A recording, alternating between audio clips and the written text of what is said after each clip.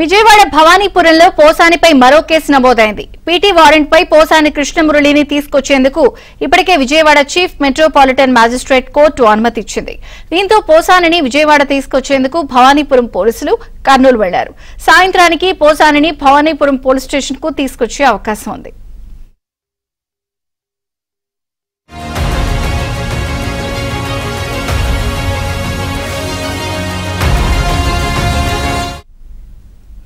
పోసాని కృష్ణమురళిపై మరో కేసు నమోదైంది. సాయంత్రానికి భవానీపురం పోలీస్ స్టేషన్ కు తీసుకొచ్చే అవకాశం ఉంది. పూర్ణ మరిన్ని వివరాలు అందిస్తారు. పూర్ణ.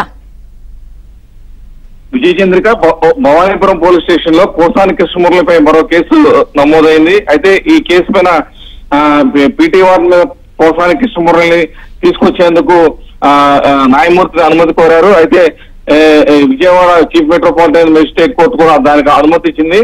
ఈ నేపథ్యంలో మొత్తం కూడా భవానీపురం పోలీసు అయితే కర్నూలు వెళ్లి అక్కడ నుంచి పీటీ వారెంట్ మీద పోసాని కృష్ణమురళిని విజయవాడ తీసుకొచ్చేందుకు కూడా పోలీసు అయితే ఆ ప్రాంతానికి వెళ్ళినట్టు కూడా తెలుస్తుంది. ఈ రోజు సాయంత్రం 4 గంటల కల్లా పోసాని కృష్ణమురళిని విజయవాడ భవానీపురం పోలీస్ స్టేషన్ వచ్చి దీని మీద పూర్తిస్థాయిలో విచారించే అవకాశం కూడా కనపడుతుంది. అయితే ప్రధానంగా చూస్తే కనుక జనసేన అధినేత పవన్ కళ్యాణ్ మీద అనుచిత వ్యాఖ్యలు చేశారంటూ కూడా ఆ పార్టీకి చెందిన బాధిత శంకర్ అనే ఫిర్యాదు మేరకు మొత్తం కూడా భవానీపురం పోలీస్ స్టేషన్ లో ఫిర్యాదు నమోదైంది.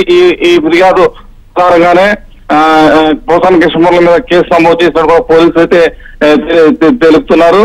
ఈ కేసు విషయంలోనే పోసాని కృష్ణమురళిని కర్నూలు నుంచి పీటీ వారెంట్ మీద తీసుకొచ్చేందుకు కూడా పోలీసులు ఇప్పటికే కర్నూలు వెళ్లిన పరిస్థితి నెలకొంది. అయితే అక్కడ నుంచి రోడ్డు మార్గం ద్వారా ఈరోజు సాయంత్రం 4 గంటలకు భవానీపురం పోలీస్ స్టేషన్ తీసుకొచ్చి అక్కడ పూర్తి స్థాయిలో దీని మీద విచారించిన అనంతరం కోర్టులో ప్రవేశపెట్టే అవకాశం కనపడుతుంది. విజయచంద్రిక.